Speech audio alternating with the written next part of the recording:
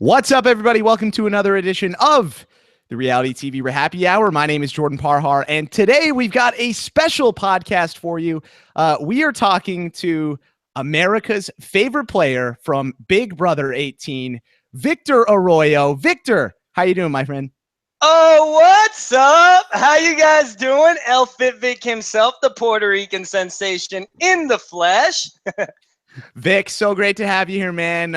So excited to chat with you. We're going to talk about your game. I've also got my homeboys from the LFC. First, he's unverified, not like El Fit Vic. It's Alex Kidwell, ladies and gentlemen. Alex, how are you?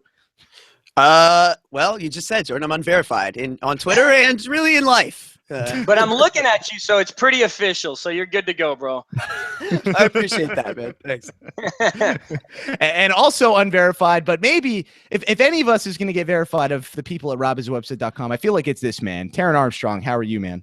I'm great. I battled my way back to get on this podcast with Victor, so I'm really excited about that. Dude, I love how you have your shirt unbuttoned just so slightly to where if you had the chest hair coming out, all you need is like a gold chain, maybe a Rolex, and you'll be looking like a mafioso, bro. This is my like I'm just like hanging out in like no clothes and I just throw a shirt on. That's basically. Oh, so the bottom half has nothing. The top half has clothes. There we go. Okay, it's got a little thigh on the podcast there. Yeah, impressive. Like a knee, Okay, let's set things up for you guys. So we're going to be talking to Victor about his game on Big Brother 18. So we're going to try to go through it week by week, or at least as best as we can. We've got Victor only for a limited amount of time, so we're going to do our best to talk about his game, get into where his head was at certain points of the game. If you want to send a question in for Victor, you can tweet me. I am at Jordan Parhar. You can use hashtag RHAPpy Hour to send those in.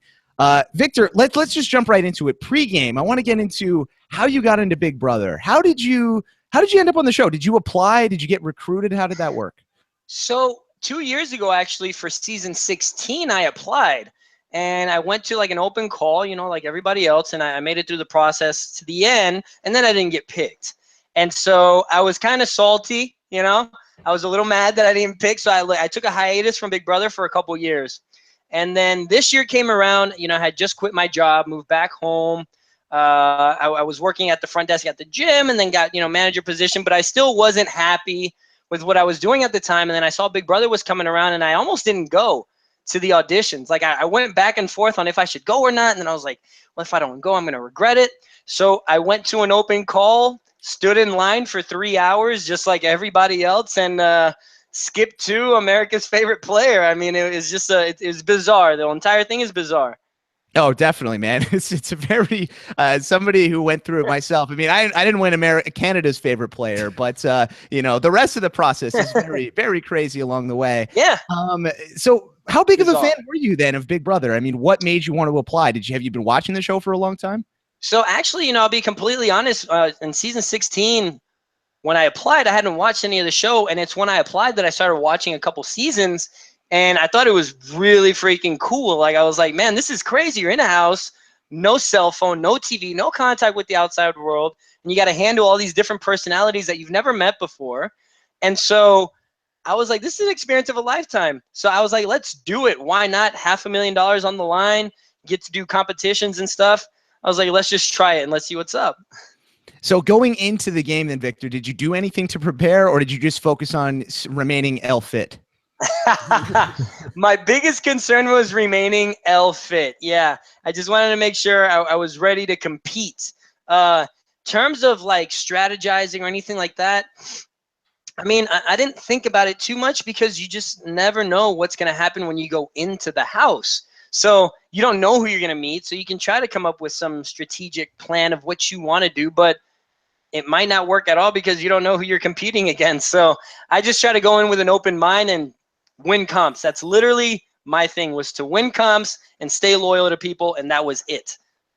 Okay, so there we go. So winning comps, staying loyal to people, that's the game plan. Night one, Victor, you go in the house, you see all these newbies, you're probably like really excited, you see everybody there, but then Julie comes on the screen and announces that there are returning players this season. What went through your head when you found out that information? Literally, I told myself they have to go. Those are the first people that have to leave the house. I didn't know who they were, and it's ironic enough because I was like, these people have played the game before, and I ended up playing the game 3 times in one season. But I was like, these people have to go. They had their chance already. It's not fair. Let's get them out first, and then we'll go from there. That was my mindset at that Were you point. were you familiar with any of those players at all, or no? Were these all like foreign entities to you?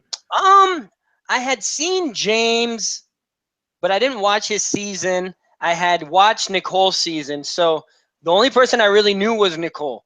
Everybody else, I was like, who are these people? but but even then, after I met them all, I was like, they still have to go. I mean, I don't want to compete against veterans. Who wants to compete against veterans? They know what they're doing. Okay, fair enough. So night 1, it's also announced you got the team twist going in there. So ultimately, you're on Team Unicorn. And by the way, why did you guys choose Team Unicorn? That's such a random name. The first name that we actually came up with was Los Asesinos. Oh, right? Okay. Which is like the assassins in Spanish. And then so that wasn't allowed. And Team Unicorn was our backup plan. You know, obviously Natalie came up with that one, I think. And we had to go with plan B. So we were Team Team Unicorn. Wait. Why like 2 years ago they tried to do like El Cuatro. Why is that allowed, but you can't do Los Asesinos? Like what's the line? I don't know what the logic was there. I was a little bit salty, I'm not gonna lie. And then I was just like, whatever. The Team Unicorns, I guess it's cute and funny. I'll just run with it. Yeah, that's just so weird. Like, Taryn, of all the names, I feel like that would have been Los Asesinos, or however you say it, would have been the better name. Like, what we had Freakazoids unit. Like, really? Like, I don't understand why Big Brother would do that. Maybe. Well, and it's hard though because when you think about coming up with a name, it sounds like an easy task, but then when it actually comes down to it, everybody's just like. And yeah, if you're watching, literally, you're like, dead silence. Victor's looking dead side silence, to side. nothing. Yeah. I'm just looking. Everybody's just looking at each other, coming up with nothing. A couple crap names come out, and then you get a name or two that's like, oh well, I guess we can work with that. Okay, Yeah, maybe the announcer vetoed it because he didn't want to have to try to pronounce it every time they did a recap. Probably that's what subtitles every time we say it. Yeah, our voiceover guy's gonna have trouble here. Yeah, probably what it was. Were you happy with your team and like with the whole team situation? I was actually a little salty that, I mean, I say salty a lot, but I was actually, I thought I was going to get picked first or second, but I think I got picked like third. I was like, what? What? I felt like that kid in PE that nobody wants on their team, but they have to take him. That's how I felt. Well, I was like, oh. I think it's safe to say at this point, steal of the draft, right? Yeah. Pretty safe. Yeah. They got me for a cheaper price. Yeah, and you delivered. I mean, you're the last one holding on. You win it for Team Unicorn there. You've got to be feeling pretty good at that point. Ultimately, we see Glenn go out. He was in. How long was Glenn? Was Glenn even in there for a day, Victor? And 28 hours. 28 hours. So did you talk to him about like strategy or anything at all, or was Glenn, because Glenn has said in interviews, he has said that he was like, I'm going to work with Paul and Victor. That's what I would have done. That's what he said. And got the voice on point. Yeah. I mean, we had already talked to Glenn. Glenn was our boy. He was going to be riding and dying with us. And if he would have won that competition, the plan was he was going to take that HOH. He wasn't just going to give it away like Corey and Tiffany did. And essentially put up one of the veterans to go home. And so that was the plan.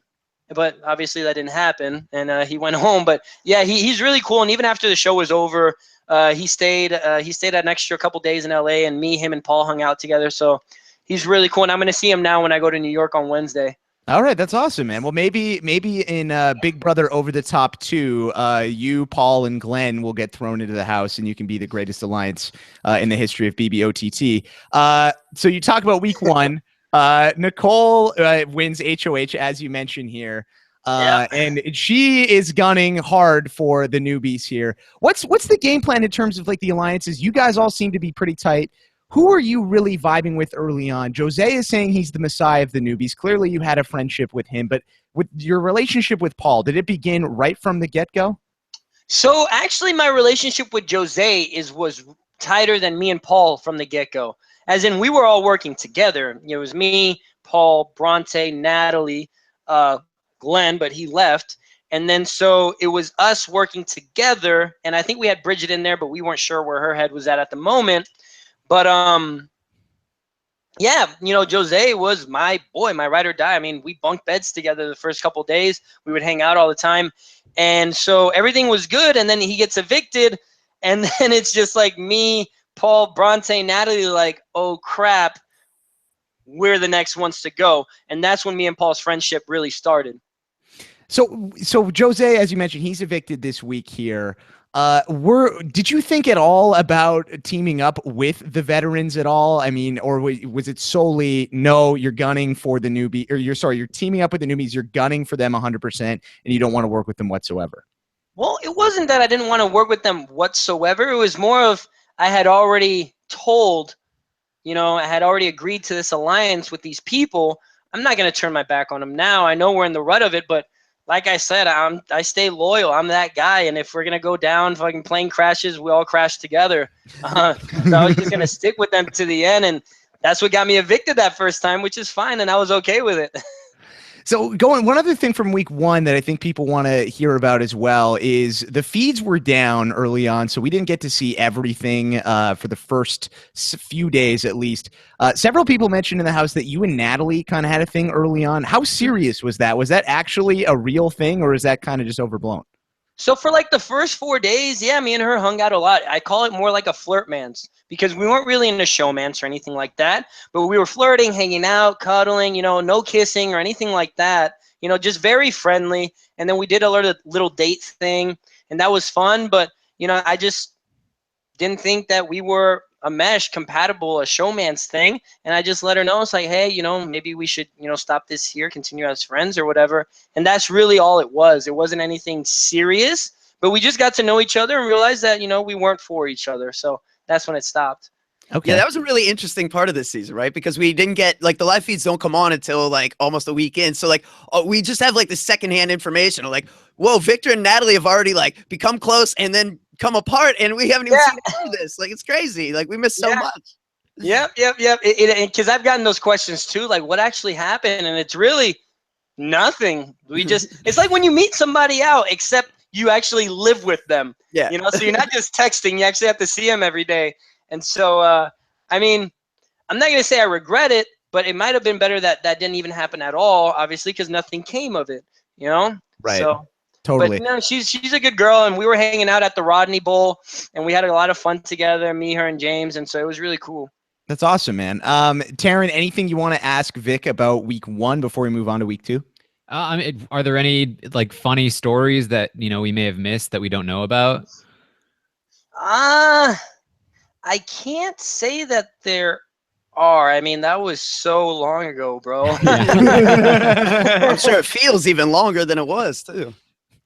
If you would have to be asking me, because I can't off the top of my head, you know, I could tell you that Glenn cooked a really bomb-ass meal that first night. He cooked like this amazing pasta with the pasta sauce and all this for everybody, all 16 of us, and it was really good. And that's what we remember Glenn for, that pasta. Shout out to Glenn. We love us some Glenn Garcia. He's a great dude. Okay. Yeah. Okay. So week two, then we go into this. Jose is evicted by a vote of 7-4-0. Victor, how long did it take for you to realize that Jose was going home? Did you knew post veto ceremony that he was done for? No, I actually didn't know. I was just hopeful, but I didn't know what was going to happen. I thought that we might have it because, you know, we were, at that point, like 1-2 votes away. Yeah, I mean, well, 3 votes. Yeah, 3 votes is what you were down by. So, yeah, realistically, not too many. And then, right, you got Jose thought he had Zakia and Davon, right? Like, you thought these votes were there. So I believe that we had those votes there. And it actually, probably in retrospect for them, it would have been in their favor for that to happen because we stayed loyal the whole time and we would have just stayed as a, you know, like as a group. But it didn't, and it's fine. But yeah, it was a blindside to me when Jose went. It really was. And then I just knew at that point that, no, my neck is on the line. Yeah, I mean, that's got to be a scary moment for you. You're like, oh, crap. Really, one of my ride or dies is out of this game. I got to win this HOH here. And it turns out Paulie is the winner of this head of household competition. Oh, How scary. only. Oh, I was livid because James threw the competition. Ah, I was so pissed. I was so pissed. And then he told me that because I kind of knew, but he didn't tell me for sure until I came back in the house that he threw it and he apologized. But man, because we had it by a land, we would have won easy. And then he fell off once we were stacking the last stack. And so once Paulie won, I was like, oh man, that's it. I was like, I'm 100% going on the block, going home. Yeah, and you know what? You were right, Victor. You predicted the future. You went on the block. Paulie ended up winning the power of veto. He used it on Paul. You are backdoored. Is there anything did you try to do anything that you could, or was there anything you could think of to save yourself at this point? What people kept telling me is like, oh, why did you tell Paulie about the winning the roadkill and telling him that you're going to put Tiffany up? Why did you give him all this information? And it's literally because that's the only thing I could have done at the time, because if I would have just stayed quiet, I would have been on the block backdoored anyways. So why not try, show them, here, hand them an olive brand, say, look, I'm the one that won the roadkill. This is who I'm going to put up. Y'all can trust me because I'm giving you all this information that I don't have to give you, And so that was my last-ditch effort to do that. And I wasn't going to throw Bronte or Paul under the bus or Natalie. So I was just saying, maybe I'll put Tiffany up. She was already rubbing people a little bit the wrong way in the beginning. And so maybe I'll have a chance there. But then everybody flipped on me and, I was the plan to go and I went. Was there any talk about or consideration in your mind for putting Frank on the block or one of the vets? No, because at the time I couldn't put Frank up because he was with Paulie. Team twist. That's right, man. I hated that team twist. How frustrating was that for you in there? That's the only thing that kept the veterans safe at first. Because everybody was down to get the veterans out until they found out that they'd have to be on teams with them, and then the only way that they can get voted out is if their entire team was vulnerable. So they didn't want to do that anymore. Oh man, geez, that was such a brutal twist. I did not like that. Okay, so before we get into your eviction, Taryn, Alex, anything you want to ask Vic before we move to week 3? I mean, like we saw Paul, who was kind of in the know with Paulie that like this was probably going to happen. We saw him try to drop some hints to you along the way. Like what was that experience? What did you think that Paul was trying to tell you at the time? Well, I knew it was going to happen. And that's what people would come at. Paul was trying to tell you, but you tell me what I would have done different. Right. Yeah, I mean, there's nothing. The fix was in, bro. Yeah, right. Like, if I'm going to get evicted, all I can do is try to gain trust from the guy that's going to evict me and what am I going to do? Just say, oh, I'm not going to tell him that I won the roadkill and put Tiffany up anyway. And then I go home anyways. So there's literally nothing I could have done different. Unless, because I haven't watched the show, so possibly maybe I could have put James on the block or somebody else and that could have happened. But at the time, I don't know any of this. So I thought that was my best gameplay and trusting these people. But if I know that I'm going home, then what's the point? Yeah. What am I mean, if that's where my whole thing is. No, yeah, you're totally I don't think that there was anything you could have done at that point. Paulie was pretty dead set on you. On the show, that was, I think, the kind of the start of America starting to kind of fall in love with Paul and you, because it was a compelling moment to see Paul kind of just like upset that it's happening but unable to stop it and trying to like do something about it. It's like it was the start of the bromance, and luckily you got to come back and continue it. Yeah, you were talking about how Tiffany seemed like a good kind of consensus target for you to try to like shift onto.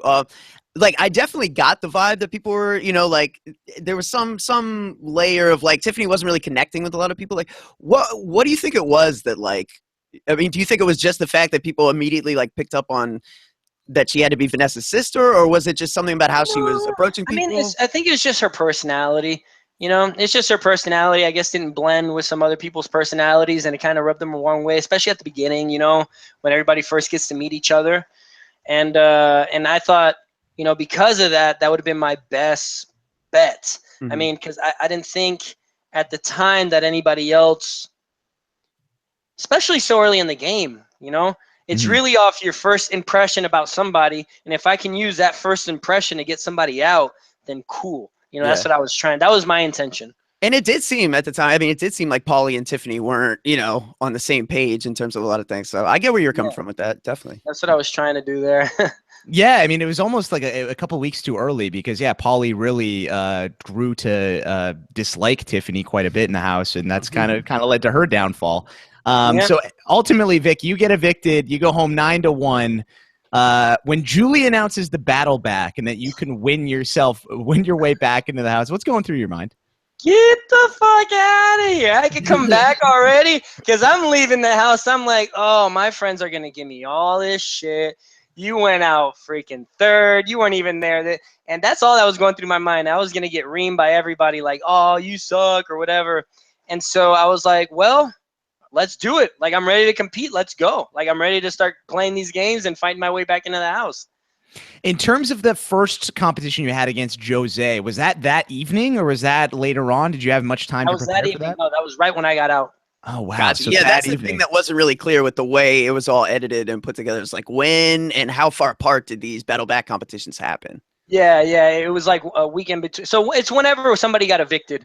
Right, then you would go back out. Okay. So in between that, you're just hanging out in like a sequester house. Like, what did you do to pass the time? Because that had been so boring. I was just watching TV, nothing. Obviously, we can't see what's going on in the outside world.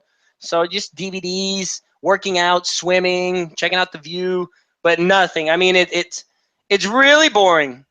But I will tell you that not having to strategize, not having to be paranoid, knowing that I just have to beat the next person that comes out after that, and then I just get back into the house, makes it so much easier. You don't have to strategize. You just have to win. So it was a nice little decompression from the game. No, I bet. Victor, have you ever thought about going on the challenge? Because I feel like you would kill it on that show because you could just win all the way to the end and then just win the money. That would be amazing. Have you heard of the challenge? I haven't heard of the challenge. Okay, it's on MTV. You should check it out. I think you would really like that show. It's more like the Amazing Race with Paul. That's what we want to do. That would be good. That would be great too. I could definitely see that. Interesting. Amazing Race is off the air right now, though. So it is off the air right now. So hopefully it comes back and we can get the Sitting Ducks on there. Yeah, friendship. I've had people tell me that you should do American Ninja Warrior. American Ninja Warrior. Yeah. Oh, hell no. I am not fit enough. That's too much. I don't even just that pull-up bar that they pull off and then hug on and hook on. I'd be done with that. Even that run-up wall seems a little steep. All right, there you go. So so Victor's hanging out in the sequestered house really for a couple weeks on his own, chilling, watching TV. So week 3, week 4, you're hanging out in there. You beat Jose, Bronte, and Tiffany. You earn your way back into the house for week 5. And Victor, when you re-entered, it seemed to us at home, there was kind of a shift in you. I don't know what it was, but it really seemed like you were having people seemed to like you a lot more in the house. The fans really got a lot more behind you because the first few weeks of the show, people were just like, oh, okay, well, Victor, whatever. But when you came back, people really started to fall in love with you. So what was the change? What did your attitude change when you went back in? So I can tell you when I first came into the house, at first it was all fun and games when I was safe. But as soon as Jose left, first Glenn left and then Jose, like I wasn't having fun anymore. I knew all these conversations were happening behind my back. Paranoia 100%. Like I just wasn't having fun. I was just pissed off, nervous, and I wasn't myself. And and that can attest to why people wouldn't like me, because who likes that guy? Nobody likes that guy. But when I came back in the house, so when you get evicted, and I'll tell you this obviously from experience, when you get evicted, everything goes by the wayside. Like you walk out and the game for you is over. And so I was relaxed. And when I came back in, I like to get evicted. I knew what it was like to come back in the house. And so all my paranoia, everything just went away and I started having fun. That's when I really started having fun in the house. And then I wasn't talking game as much with anybody, just Paul. So I didn't have to worry about things that I said going around, and so it was nice. Like that second time around was great. I was having fun. And I guess that's why y'all saw the shift in me and actually the fighter in me, if you would. Yeah, definitely. No, it was really definitely fun to watch, to see that turnaround for you and to get to see the real L-Fit Vic in there. So you're back in then after being away for a few weeks. What's the biggest surprise for you? Because you didn't have any information. So what was the one thing that made you go, wait, what? Really? That happened? Oh, the refrigerator was fixed. No, I'm kidding. It's true though. But my Of my big course. my biggest thing was when I came back in and Paul pulls me aside and he tells me that everybody wants to get Frank out. The house has shifted on Frank because when I left, Frank was like the life of the party. Everybody loved Frank. He could say whatever, get away. And I come back, and during the dubstepping competition, I see they're all going back and forth, Frank and Devon and Bridget, and I'm stubborn as fuck and all that.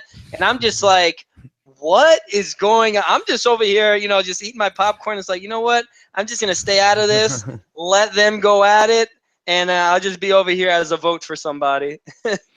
Yeah, it was surprising for us too, especially considering how on top the vets were when you left the house to only see it flip within a few short weeks. Because even with Jeff, when I sat down with Jeff Schroeder on the after show, they asked me who the most dangerous player was, and I said Frank, because he was just doing so well, getting along with everybody, and from what I understood, he's a competition beast as well.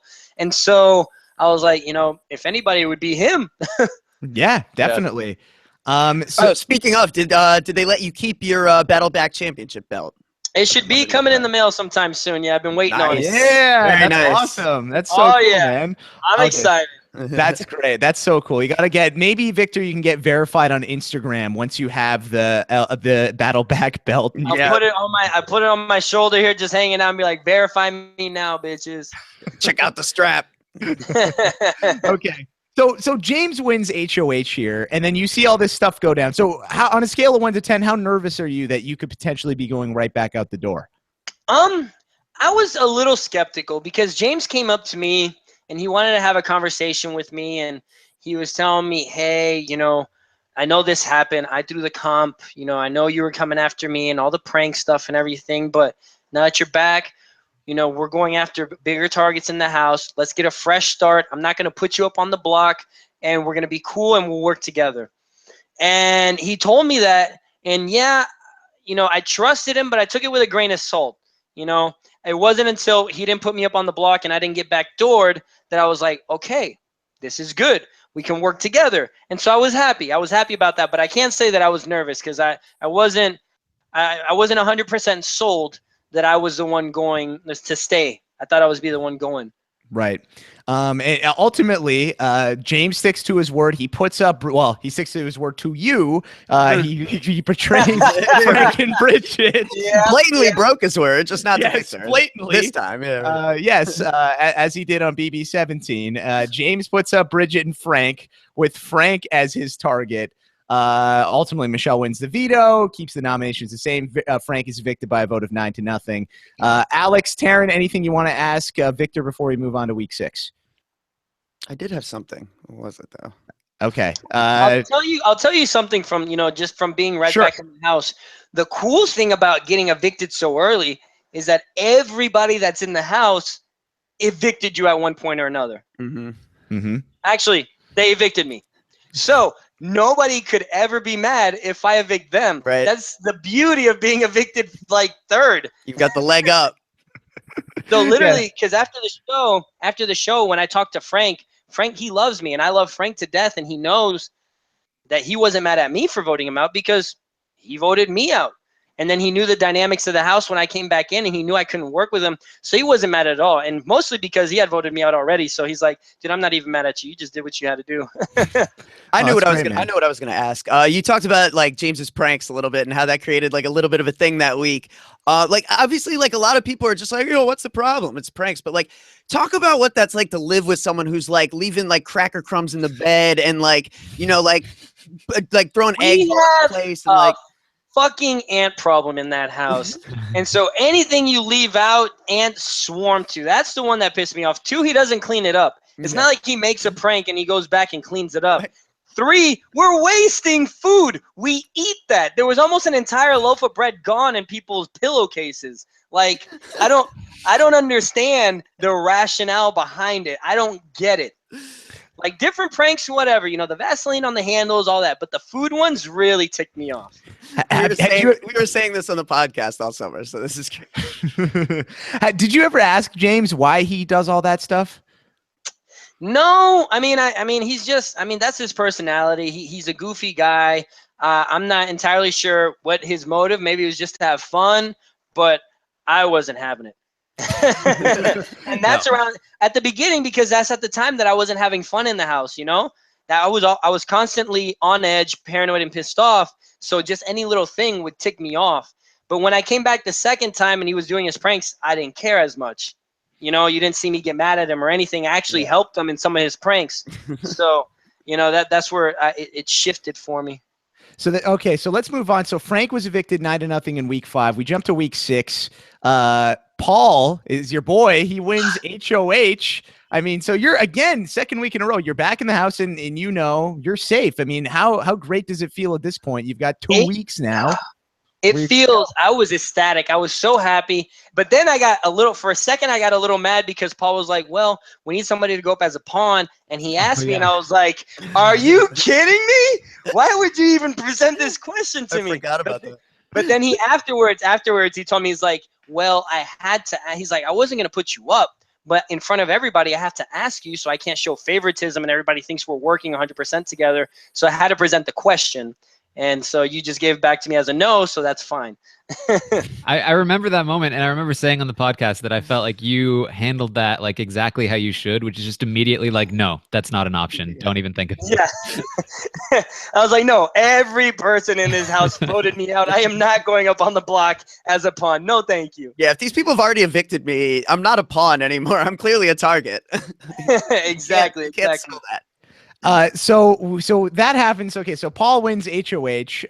He asks you to go on the block. You don't. Was this the week the executives formed, Victor? The executives started forming the week James was HOH. Okay, so that's when it kind of started slowly coming together. And then during Paul, I think is actually when we actually all meshed and agreed, you know, to actually be working together. Yeah. So how did that feel to finally actually have some people that had your back finally outside of Paul? It felt great. And the type of person I am, once James didn't put me up, you know, I was loyal to him. And then once, you know, obviously Paul, he's my boy. He wasn't going to put me up. And then we were working with Paulie and Corey at the time. So it seemed like a legit tight group that can make moves and win stuff. And, you know, I was ecstatic. I was so happy about that. I was like, yeah, let's go. Let's do this. I felt good. I felt like I was in a good spot. So you mentioned earlier, Paul is looking for a pawn. Ultimately, Paulie volunteers to go on the block. He goes up, wins the veto. Davon gets backdoored. She goes home by a vote of 6-2. But on her way out the door, Victor, she says to you that they're gunning for you in the double eviction. How seriously did you take that? I didn't want to completely rule it out, but there was a part of me that was also like, nah, my boys wouldn't do that to me. But it just stays in the back of your head too, because it could be true. It's the Big Brother house. But I want to give my buddies the benefit of the doubt and be like, oh no, that's just, you know, she's just talking. It has nothing to do, you know, it's not real. She's just saying that. And so I don't know. All I knew is I wanted to win that next HOH. So, I can make sure one of the people that want me out goes home. Right. And I remember a lot of people saying, like, why isn't Victor just, like, you know, operating on that knowledge? And it's like, well, you don't necessarily know if what Davon is, you know, Davon has been out of the loop for a week because she's I'll tell you right now, America. When you're in the house, all you know is what you say and what people tell you. I don't see the side conversation that somebody has after they talk to me in the diary room talking about, oh, we're going to get him out, or we're going to do this, or we're going to do that. I don't have that information. You do. So obviously it's easy for you to make a decision, but I have nothing to go off of. So just keep that in mind when you're processing the information when you're watching the TV show. Well said. Definitely. Taryn, because Davon did mention this. This was true, though, right? I can't remember. BB18 is just like a blur for me. I feel like it had been true, but the thing was that like they had been leaving Davon out of the loop for about a week at that point, and it was like kind of outdated information. It was exactly. So what I understood from that was they said that because they wanted to get Dave on out. So they wanted to defer the information of what was actually going on and be like, oh no, we're going to get Victor out. Yeah, I believe it was. It stemmed from that conversation where James accidentally. She asked them what they were talking about, and James accidentally said, "Like, oh, we're talking about putting up V and B in the eviction." And she was like, "Wait, Bridget shouldn't be here though." And he was like, "Oh, right. I don't. Yeah, I don't know." So it was bad. It was somewhat credible in the sense that Paulie did have the idea that maybe we should gun for Victor at some point, but it came from bad information from James. Yeah, it wasn't like set in stone, but they were thinking about it. Yeah. Okay, so anyway, you say you want to win that next HOH. Sure enough, week 7 rolls around. You do win HOH. And at this point, it looks like you're here to stay. I mean, you've got 3 weeks where you're back in the house. People are starting to forget, okay, Victor's already been evicted. Can I tell you, that was harsh hashtags, correct? Yes, what? That was harsh hashtags, yes. 15 open blisters on my hand. Oh, man. Really?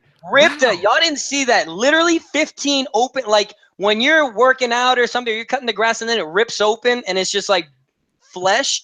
15 of those on my hand. Literally, I could not shower. I hopped in the shower, water hit him, and I was like, ah! Like after that, I couldn't wash my hair for the next like week. I just had to run water through it. It was nasty. I felt so I was like, this is the best, worst HOH ever. That was the one where you were up against Natalie for a really long time, and she was constantly like, "Oh, I'm about to get down," and then she'd stay on forever. Like that must have been so frustrating. I was like, "Look, girl, just at home." I was like, do your thing. Don't worry about me. I love my mom as much as you love your mom. So I'm just going to stay up here and just whenever you're ready, you can just hop off.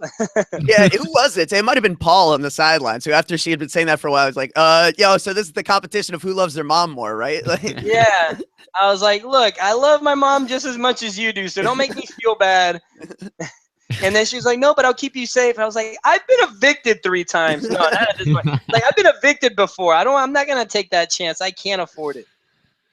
All right. So your nominations then, Victor, are Michelle and Zakiya for the week. You didn't really click with Zakiya ever in the house, at least from our perspective. Why was that? I don't know. We just never really talked, and she was always, with Paulie, and that was it. Like it was her and Paulie and Davon. I mean, that's who she really just talked to the whole time. And I guess I never just really got a chance to sit down and really talk to her. And I don't think she was interested in talking to me at the time either. Like, I don't know. We just didn't click, I guess. And so, yeah. And then I did the Mardi Gras bead thing. And yeah, talk about that a little bit. What inspired you to do the Mardi Gras bead thing? And did you regret it when you saw Big Meech crying afterwards? Nah, I mean, Big Meech, she cries. And I love her to death, but she cries. And it wasn't anything. She should have saw that kind of coming because like 2 days before, long story short, she had told me something about not liking people whispering. At that time, I was working with the people that were doing the whispering, so I relayed the information. She tried to, tried to cover it up and lie about it because she was working with Michelle at the time. And then Michelle got mad at me the day that she found out, a couple days later. And so when I came to talk to her about something, we were cool the whole day. I gave her a stuffed animal. She threw it on the floor and I was like, whoa. And then when I came back later to try to talk to her, she's like, oh, I'm just mad that people run their mouths. And then so she was talking about me to me, but without saying that it was me. And so I was like, while you're HOH. I was like, oh, no, this was right before I won the HOH. Oh, okay. So I was like, okay. And then like the next day or so, she said something to the effect of, today's not the day to be pissing people off. She told that to me and she told that to James. And I was like, all right, I won't forget that. And then so when I won and I had like the beads, I was like, and I had that jester hat too. And so my plan was to put it in the jester hat and then at the end do my little poem and like slide out the beads. But I just thought it was hilarious. The tears were unnecessary because Zakiya didn't cry. The tears were unnecessary, but she's an emotional person, so it's okay, And we talked about it afterwards, and she really wasn't my target that week at all. She was just a pawn at that point. And so, yeah, I mean, we're cool. I love Michelle. I was talking to her just a couple days ago. Yeah. Yeah, Meech is cool. We're fans of Big Meech over on RHAPpyswebsite.com. Now, so you put up Michelle and Zakiya here. Power veto plays out. Paulie wins. Are you nervous that he's going to use the veto on Zakiya at all? And if he did use it on Zakiya, what do you think he would have done? So at the beginning, it's that's a hard question because he was so sure, especially after the veto on what Michelle said, that Michelle would be the one going home. And actually no, before that, was it before that? It was right around. It was kind of right around then, right, Taryn? Refresh my memory. That was the week where pretty much basically Michelle said something and called him out, and then so he really wanted to get her out, and he was so sure that she was going out that he wasn't going to use the veto. And then per the conversations in our alliance, the executives, I didn't think he was going to use it because he told me he wasn't going to use it. But if he did use it at that time, I really don't know who I would have had to put up, and I think everybody would have wanted me to put Bridget up, but that's not what I wanted to do. So I don't know what would have happened. Okay, so there we go. And then Taryn, this was the week, right, where because again, I'm going to you on this because you've got a better memory than I do. This was the week where Paul and Victor kind of went with Michelle, or sorry, with James and Natalie, right, and Bridget. Yeah, definitely. This was the week that Paulie's downfall began. Yeah, it all started. So James had the blocking 2 votes. So you could block 2 votes. And so when it got down to like the day of is when it all blew up. The day of the eviction. And it all blew up because James wasn't going to use it. Zakiya was going to go home, and Paulie just flipped. And everybody was calling out Paulie. And like it was like 2 or 3 days of everybody just going against Paulie. And I was just back like, oh, this is perfect because I'm HOH and nobody's looking at me anymore.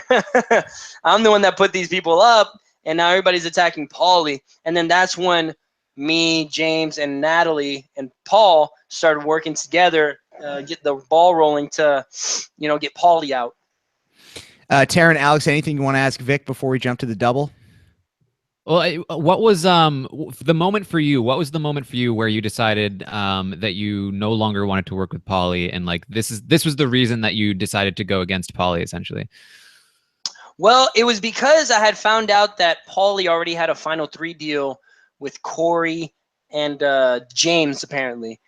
And so I heard that, and I had a Final 3 with Paulie and Paul. And so I heard that, and I was like, okay, you had backdoored me before, and now you're trying to work against me before we even get down to the Final 5. I'm not having it. And then everybody else already had a distaste for him. So I was like, that's going to be the best move then, get Paulie out. And Paul kind of convinced me to do that as well. So it was like a team effort to get that going. We got a question from @Miss Chris on Twitter. She wanted to know, were you ever threatened by Paul and Paulie, the PP relationship? Were you ever threatened by Paul and Paulie at all? Did that factor into you wanting to go against Paulie at all? Not really. I had seen that they gotten close or whatever, but it kind of worked in my favor because me and Paul were still close, but it detached us as an alliance. So them being them all the time, if anything, put more focus on them and just left me as, just a, competitor and a vote for people. And so they saw them more as a threat than me, possibly. Obviously, I haven't watched the show yet, so I'm not sure what everybody was really thinking, but I think that's what that was going through my mind at the time. Okay, so we jump to the double eviction. Corey wins the HOH here. Are you worried at all that he's going to target you or Paul because you guys have kind of jumped ship, or do you think that you're going to be okay based on the executives' relationship? The executive relationship, at that point, we had spoken. Because after Zakiya left, all the guys got together really quick and were like, guys, okay, this happened. Fuck that shit. Let's leave it on the side now. Let's get back to working with the bros. That's all we need. The girls didn't matter anyway because we're the bros, and let's work together, and boom. And so that was it. So I wasn't worried. I wasn't really worried about that. Okay, and sure enough, good instincts on your part. Corey goes after Michelle and Bridget. He wins the POV as well, doesn't use it, and Bridget is evicted by a vote of 5-1. Was there any discussion of getting rid of Michelle? Because Paulie was so adamant that he wanted to get rid of her, right? So why was it 5-1 to evict Bridget? The guys thought, when I say the guys, it was really more Corey and Paulie, that Bridget would be more of a threat because she had won some competitions and Michelle had only won the OTEV one. And so we thought that it would be better to get her out. I didn't want Bridget to go home. But at that time, I was standing on one leg. I was outgoing HOH. If whatever they say, I'm going to do. You know, I'm not going to compromise my game. And so when they said we're going for Bridget to go home, I was like, dang it, you know, because I was trying to work with Bridget. And then now she's on the block and they want her out. And so now I have to do what they want to do. Okay, so week 8 rolls around. You've left the HOH room for a couple of hours, and surprise, you win HOH again and go right back into the HOH room. But you're forced to show your cards here a little bit, Victor, because now you've kind of put yourself in this position where, you know, you've still got this relationship with the guys, but, you know, now people want you to kind of go against Paulie as well. Did you ever consider throwing this HOH at all or not winning it so you didn't have to show your hand? I've never thrown a competition, and I would never throw a competition. I always want to win every competition, no matter how many cards I'm showing. So, no, I didn't. 1 second, no, not 1 second passed by that I thought I was going to throw it. I just played it to win it. Did I think I was going to win? I mean, you never know. It's a little bit of skill, a little bit of luck, especially when all the chef hats showed up on the screen. I was like, ooh, I don't know how many are up there. But yeah, so I never questioned it. And it wasn't until after I won that me and Paul were talking, and I was going back and forth just a little bit on putting Paulie up or not. And then Paul, you know, he hard convinced me that, you know, this is going to be the best time to get him out. We got to do it now. We got to blindside him. So how soon after that HOH did you guys come to that decision? Oh, immediately. It was like 10 minutes after, 5 minutes after. Whenever we went, right when we went back into the house and we talked about it. Because it's hard to get away from people. So as soon as we had a chance, we talked, solidified it, boom, it was done. Done. Okay, so there we go. So you put up Paulie and Corey here. It's the Zingbot POV. You win the power veto, so all the power is in your hands this week. Paulie was really campaigning hard to you, and there was a little short video that somebody tweeted out that with you just shutting Paulie down, and everybody was just celebrating and loving it so much, Victor. Talk about that a little bit. How tough was it to just put Paulie in his place there? Well, you know, I'm not a mean person. So when he starts talking to me, I let him go, you know, and I'm like, yeah, I understand this and that. But it gets to a point where I'm like, yo, you put me up on the block. You evicted me. When we were talking, you said that I'll be good. Everything's going to be fine. I was sitting there with you and Frank, and y'all said it'd be good. The next thing I know, I'm out the door. I come back. All right. And then I found out that you have a final 3. Like, why in the world would I use the veto? Basically, I just kept shutting him down, essentially doing exactly what you said. And it got to a point where we were in the kitchen and I was doing just that. And he was denying this, he was denying that. People made him do it, all that. And he's like, what you're saying, you know, you're not right. And I was like, look, what if everything that I'm saying is wrong and it makes no sense and there's no logic? And he'd be like, well, then it is what it is. Then I'm on the block. And I was like, then that's exactly what it is. It makes no sense. I'm not logical. This conversation is done. He's like, all right. I think this is like almost the moment where you won America's favorite player. I think. Like, yes. Like really, like everybody was absolutely in love with what you're doing. You can break it down to one moment. Yeah. Because like I'm not somebody that'll argue. I don't yell. I don't get loud. And all the conversations that I had with Paulie are like conversations that I'm having with you guys. It's just very straightforward and to the point. Because, you know, I don't get excitable. Right. And from his end, he's not going to be ready to end it at any point until he gets his result. Yeah. So. Exactly. And so I let him have his conversations or whatever. And obviously those conversations stopped as soon as I didn't use the veto. And then he's telling everybody that I'm the one that has to go. So. Oh, man. Paulie. Oh, what a guy that Paulie Calafiore is. Victor, did you happen to see the Paulie singing Treasure by Bruno Mars this past weekend? I saw a snippet of it, and it's funny because Glenn FaceTimed me, and then it was Frankie Grande that wanted to talk to me, and I talked to Frankie for a little bit, and then I saw Paulie there, obviously, and I love Paulie to death. I really want to go and hang out with him and stuff, but I saw it. I thought it was kind of cute, kind of corny at the same time, you know. It's just one of those things, you know. He brings the key out, and it looked like they had a great time. I actually wanted to go, but I was doing the Bullies reality in Boston, so I couldn't come down to do that, but. Me and him, we're gonna hang out one day. I like the guy. I mean, outside of the house, he's a cool kid, and you know, I have nothing against anybody from Big Brother like on my season. Like I'm cool with everybody, and that's what I love about it. And that is very impressive, Victor, because most people from Big Brother are not cool with everyone from Big Brother. So Not even half. A lot of people. yeah, kudos to you, my friend. That's very impressive. Okay, so Paulie's evicted by a vote of 5-0. So going into week 9 here, are you worried at all that the target is getting increasingly bigger and bigger on your back because you just keep on winning and nobody seems to be able to stop you? Yeah, I mean, I knew at some point I would have to go, but being blindsided by Natalie and James like that, I was not expecting. When she called me up to the room after she won, like when she won, I was happy. But then how she was acting when we went back into the house, I was like, oh, you know, I don't know about this. And even when me and Paul went to go to bed that night, I was like, we were talking, we're like, yeah, dude, we're going to get boned. Like, this is not good. And then so when we wake up the next day and the whole day is going on, and she calls me up to the room and saying that I'm going up as a pawn, I was like, get the fuck out of here. Are you kidding me? I did what I had to do. I kept you guys safe. I had several chances to get y'all to go home, and now you're turning on me? I was like, I was mad. I wasn't happy. And actually, a part that y'all didn't see is when we're sitting down at the table before they do the nominations and before they come downstairs, I sat down and I was like, well, I guess I should have brought my Vaseline. I should have brought some lube. And Nicole looks at me and she's like, lube, why? And I was like, oh, because I'm about to get fucked. And so, and sure enough, but props to Natalie for giving me like the best nomination speech ever, which is really nice. You know, you're so nice. Got to meet you again. You're a great competitor. Hope you get yourself off the block. You know, all that stuff. So that felt good. I end up going home that week. And yeah, it's fine. So let's before we get into that, Victor, just talk to us about the Natalie thing a little bit here. Would you have remained loyal to Natalie and James had she not turned on you at this point? And that's why now she realizes this mistake in the game was putting me and Paul up, opposed to Corey.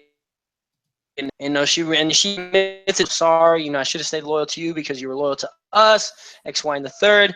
And so, yeah, I mean, I would have, because that's how. I mean, I say it because so I would have. Okay, so so you go home here. You're evicted by a vote of 2-1. And surprise, surprise, Battle Back 2.0, Victor. You have a chance to get back in the house again. This must have just been the most mind-blowing thing here. How did you stay focused during that competition to get back in the house? Because I think I would have been so overwhelmed if I was in that position of being voted out again and then having a chance to go back in again. But it didn't seem to faze you. Saw that it was a wall comp. I'll be completely honest. My competition is Paulie, and Paulie, he's a really good competitor, especially a physical, but I'm not going to show it. Whatever I do, I'm not going to show it. I'm going to make it look like I'm going to be on that wall all day until everybody just falls off and it's just going to be me. And then, especially when I saw Paulie slip the first time and catch himself again, just stiffened up. I'm going to win this. It's going to be fine. Then he fell off, and my body was like, all right, Victor, now you're done. Hey, that's it. You're back in the house. That's all you needed to do is just, like, hop off now because your body's hurting too much. You did say that, like, just I don't want to backtrack too much, but with the Natalie thing, like, you did say you could tell. You know what I mean? Like, you got the vibe really early on. We've heard people on the podcast talk about, especially people who've like with Survivor, who have like played and then gone back and played again, that they feel like having been voted out, now they knew what to look for in terms of like, okay, they're not making eye contact. They're just like agreeing with everything I say. That's a warning sign. Like, did you feel that way? Like after having been voted out once, did you feel like, oh, I'm picking up on things that I wasn't picking up on the first time? Yeah. Like, and you can just tell when you talk to somebody, they're not like, the plan was, you know, put Corey and Nicole up. So when I come up to Natalie and be like, oh, we can do our plan, get Corey and Nicole up, you know, this time there's going to be awesome. It's like, yeah. Nothing solid. Nothing like, yeah, we're about to get them out. This is awesome. Like, we're in a good spot. It's like, yeah, and then don't look at you in the eyes. And it's like, no, like, what the fuck just happened? I thought we were working together. Now you're not as excited as I am. Like, I thought bowling, and this is perfect. So yeah, definitely. You do catch up on. Yeah, for sure. Okay, so Nicole wins. We're jumping back here to when you get back in the house. You're back in the house again. Nicole wins HOH. You've got to be really concerned at this point, right? That you're going to be going up again at least? I'm actually not as concerned when Nicole wins, because before I left, I told Paul, and he knew this already, to already start forming a bond with Corey and Nicole ASAP, because when I'm gone, you're going to be by yourself and you have to start working with them. So he had already got the ball rolling with that, not knowing that I was going to come back in. So when I come back in and they're already talking, it only makes sense for Corey and Nicole to work with the strongest players in the house and get everybody else out. I mean, and so that worked out perfectly for me. So once she won, I wasn't so worried. And then especially after we talked and we, solidified the Final Four deal and everything, like I felt good. So was it this week or then the week before when you and Paul were pretending like you weren't working together anymore? It was the week before the wall comp, that week that I left. It was just the last couple of days. How tough was it for you to do that? And why didn't you continue to do that when you were back in the house? Well, because, it was tough because it actually started, we were sitting in the kitchen table and I had already been talking to James. James had been talking to me about how Paul wasn't helping me out, how Paul, he hasn't even campaigned for me. And I was relaying all this information to Paul, and he's like, that's perfect. Just keep feeding off that. Let's just keep doing this. And then so when he was having that conversation in the kitchen, and James was like, been, hanging out with your boy who might be leaving this week. He's on the block and this and the 30M campaign. And then Paul was like, well, he hasn't brought it up to me. I didn't think it was an issue or anything like that. And he looks at me and he gives me the eyes, he gives me the eyeballs to just start going. And then that's when I start going in on him. And mid conversation, I do my little quack quack, our little duck signal, something, and I did that symbol in the middle just so he knows that that's part of it, and he knew. And so we had this whole back and forth, and I was like, yeah, you better be ready, because if I come back, whatever, I'm putting you up, blah, blah, blah. And then right after that, we're in a room like, this is so funny. They're believing us a little bit. This is hilarious. Sitting ducks for life. It was good. It was kind of hard, but it was fun at the same time. But after I came back, it made sense for me to pretend that me and Paul were against each other, because I had just gotten voted out by the people that said they were working with me. I need those people to think anything of me, because I never cared. Now I'm working with Corey and Nicole, and everybody else can just, they can just leave the house. Fair enough. Did you know just how close that came to working the fake fight? Like it came very close. To come pretty close. Yeah. I was optimistic. I wasn't 100%. I was just a little optimistic that we might have done just enough to make that work, just enough. But at the end of the day, it didn't work, and I left. But I'll tell you what, seeing the faces on those people when I came back in that house was like, oh shit, we fucked up. Oh man, yeah, it was a fun week. I enjoyed that a lot. That night, I don't think I've been more excited to see something happen on Big Brother in a long time. When you got back in and you're like, F yeah, back in the effing house, and you just went crazy when you're in. Oh, it was just great. Okay, so Nicole wins HOH here. She puts up Paul and Michelle, and it seems so. Things go according to plan here. Michelle is evicted 3-2 after Nicole breaks the tie. Week 11, you win HOH again. You put up James and Natalie. And a big surprise, you put up James and Natalie, who screwed you over. And this y'all don't know how it is to not only evict the person that evicted you the first time, but now have the power and put up the people that evicted you. That is amazing. Best grin from here to here. They can't tell me anything. Literally cannot tell me nothing. Why are you putting me up? Well, you evicted me. So it was never, they knew it was going to happen. When I was HOH, they knew that was going to happen. So I didn't even have to explain myself. You're like the crow of the Big Brother house. Yeah. Yeah. So Just won't die and nothing needs to be said. Yeah, that's great. yeah. So Victor, you straight up, they know what's happening. So James and Natalie go on the block. Corey wins the POV. He does not use it. Natalie goes here 3-0. There was some talk about, from us watching at home thinking, oh, why didn't Victor and Paul push more to evict James rather than Natalie? Why was that, Victor? It was her own fault, actually. Well, in the veto,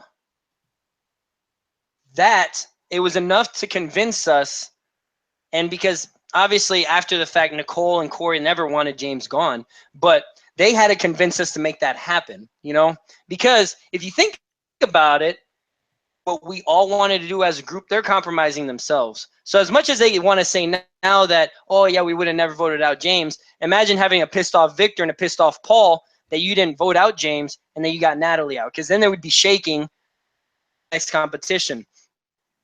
But they did a really good job at convincing us that Natalie was a bigger threat because she had won competitions. She almost won this last one on the harsh hashtag. She gave me a hard time on the egg chicken coop comp.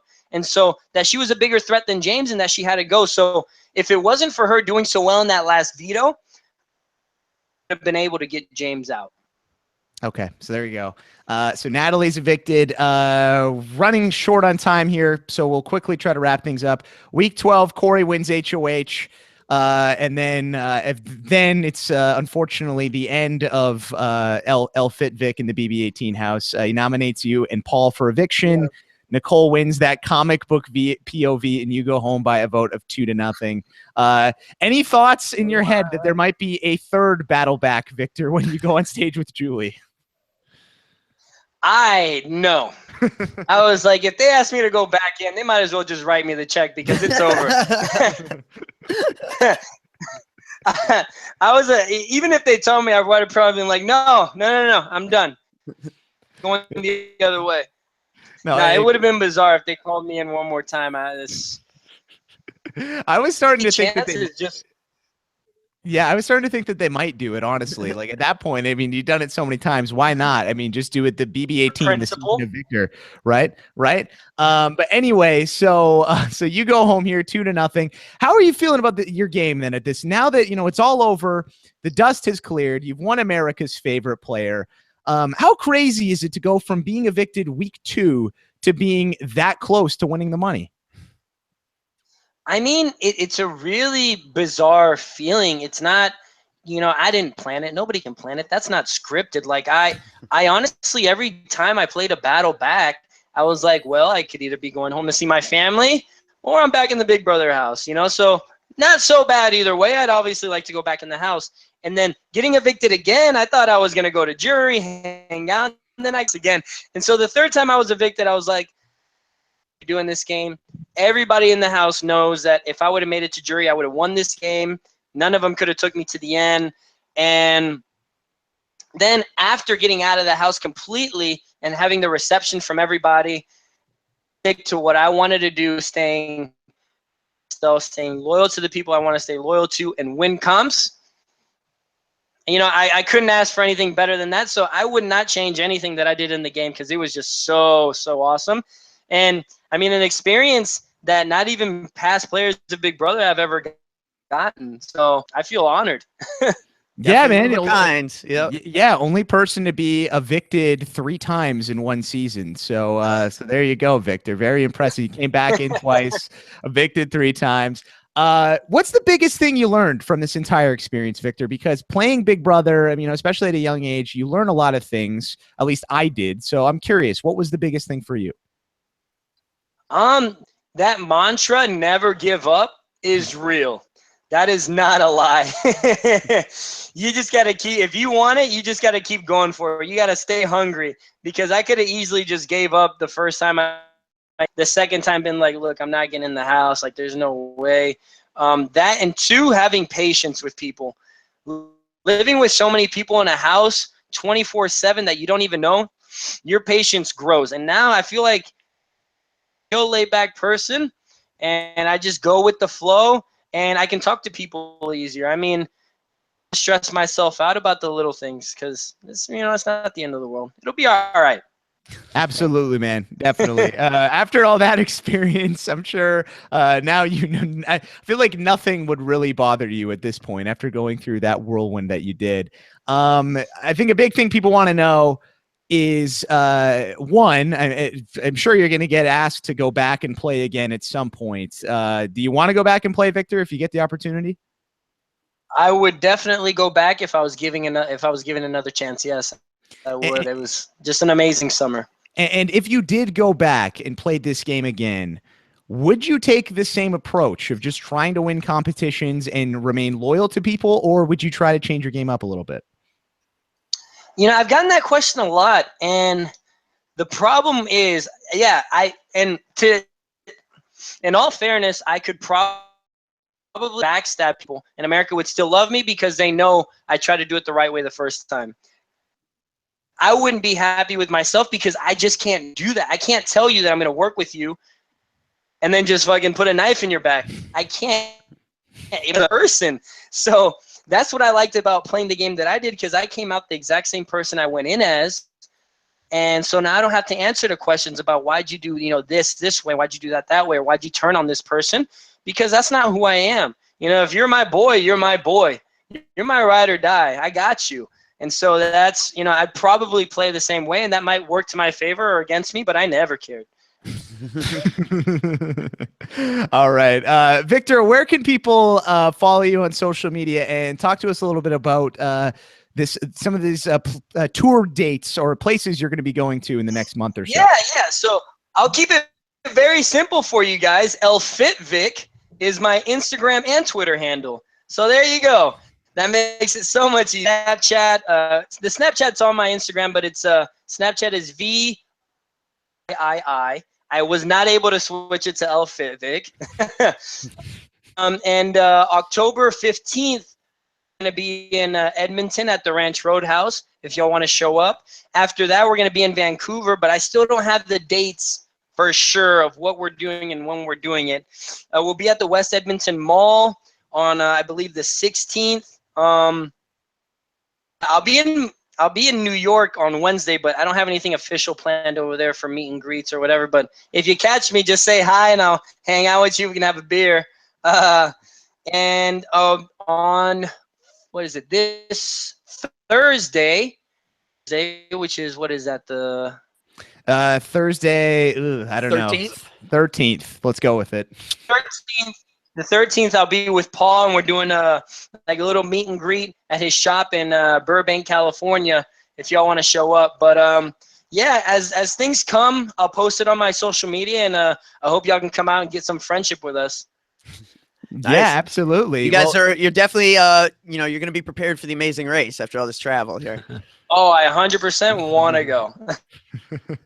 All right. Alex, Taryn, anything quickly for Victor before we let Victor get out of here? What's it been like, outside of the house, being America's favorite player? Like, what's it like to have a bunch of adoring fans? Yeah. What's the response on the street? The support has been unreal. Just getting so much love and support from everybody. And I really do answer all the Snapchats that I get, to answer as many DMs as I can, to answer tweets. I'll spend just hours out of my day on my phone trying to respond to you guys. And the fan mail that I get is awesome. If y'all have it'd be nice if y'all wrote your social media in there so I can actually just send you a message back on social media. That'd be a whole lot better. But I'm getting just a bunch of love, and I'm loving it. It's awesome. Thank you so much, guys. All right. Well, Victor, thank you to you for coming on the podcast with us today. We really appreciate you taking some time out of your busy schedule to chat about your game on BB18, and looking forward to following you on social media and seeing where your adventures take you, my friend. It looks like you've got an interesting month planned. So thank you to everybody for tuning in. Better be ready. Yes, and thank you to everybody for tuning into this edition to the RHAPpy Hour. You can follow Victor on Twitter, as he mentioned. He's at LFitVic. You can follow Alex and Taryn as well. Alex is at Alex Kidwell. Taryn is at Armstrong Taryn. I am at Jordan Parhar. Hashtag for this episode, guys. I'm trying to think. I posted in the chat. Doesn't seem like anybody has any ideas. I guess hashtag fools we could go with. Or in honor of Baldwin, hashtag Baldwin. Fools. Hashtag Baldwin was on the air. Okay. Hashtag Baldwin was on the air. So if you made it all the way to the end of this show, tweet us and let us know. Leave some comments on robiswebsite.com as well. You can also subscribe to the RHAPpy Hour. Go to robiswebsite.com/RHAPpy Hour. All right, guys, that's going to do it. We will be back Wednesday night at midnight Eastern to talk about the eviction on Big Brother Over the Top. For Victor Arroyo, Alex Kidwell, and Taryn Armstrong, I'm Jordan Parhar. Hashtag Baldwin on the air. We'll talk to you soon. Take care. Peace out.